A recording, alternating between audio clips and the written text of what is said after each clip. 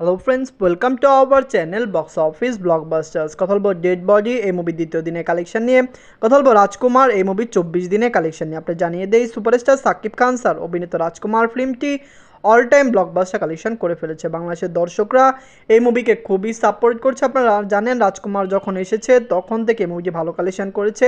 মুভিতে এখনও এত বেশি ড্রপ দেখা দেয়নি, কারণ ওয়ার্ল্ড ওয়াইড মার্কেটে, ওভারসিজ মার্কেটে মুভি অনেক লোকেশনে চলছে।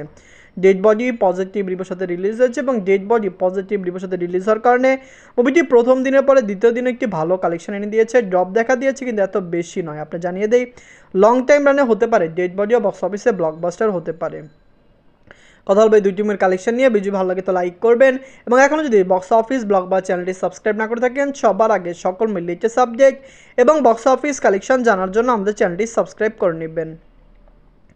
প্রথমত বলবো ডেড বডি নিয়ে। বাঁচলো 1,90,00,000 টাকা। লিড আপনারা জানেন জিয়াউল হক, রওশন স্যার, ওমর সানি স্যার। এই মুভির ডিরেক্টর হলো এমডি ইকবাল স্যার। আপনি জানিয়ে দেই, MD Iqbal sir dead body release করার আগে তিনি বলেছিলেন ডেড বডিকে তিনি 100 সিনেমা হলে রিলিজ করবেন, কিন্তু যখন থিয়েটার লিস্ট আসলো তখন দেখা গেল ডেড বডি 100 সিনেমা হল নয়, মাত্র 31টি সিনেমা হল পেয়েছে, যেটি খুবই দুঃখজনক। কারণ মুভিটি বিগ স্কেলে বানানোর পরে ভালো থিয়েটার না পেলে কখনোই বক্স অফিসে ভালো কালেকশন করবে না।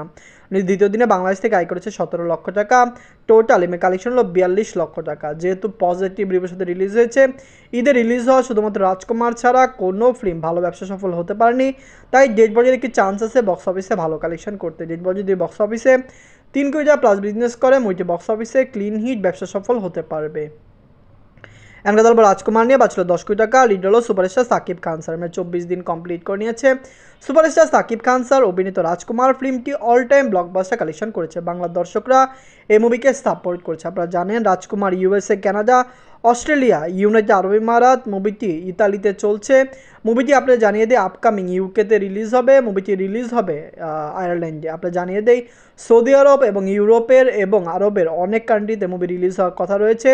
হলে আশা করছি রাজকুমার বক্স অফিস থেকে ব্লকবাস্টার কালেকশন করতে সক্ষম হবে। সুপারস্টার সাকিব খান স্যারের তুফান মুভির হাইপ অনেক বেশি তুঙ্গে, তার মানে রাজকুমারের পরে নেক্সট তুফান আসবে এবং তুফানও ব্লকবাস্টার কালেকশন করতে সক্ষম হবে। নিজেদের 24 দিনে বাংলাদেশ থেকে আয় করেছে 15 লক্ষ টাকা। ইউএসএ, কানাডা মার্কেট থেকে আয় করেছে 5 লক্ষ টাকা। অস্ট্রেলিয়া মার্কেট থেকে আয় করেছে 4 লক্ষ টাকা।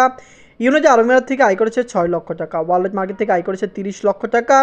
টোটাল এমএ কালেকশন হলো 28,65,00,000 টাকা। আপনারা যদি এখনও রাজকুমার না থাকেন, দেখবেন সুপারস্টার সাকিব খান স্যারের ক্যারিয়ারের সর্বোচ্চ হাইস্ট গ্রোসিং ফিল্ম হলো প্রিয়তমা, যেটির আয় ছিল 43 কোটি টাকা। রাজকুমার সেই কালেকশনটি বিট করতেও পারে, কারণ ওভারসিজ মার্কেটে নতুন নতুন লোকেশন প্লাস বাংলাদেশে যদি লং টাইম রান করে, হতে পারে রাজকুমার 43 কোটি বা 50 কোটি টাকা প্লাস বিজনেস করতে পারে। যদি রাজকুমার 50 কোটি টাকা প্লাস বিজনেসও না করে, তাহলে তুফান পাক্কা 50 কোটি টাকা প্লাস বিজনেস করতে পারবে।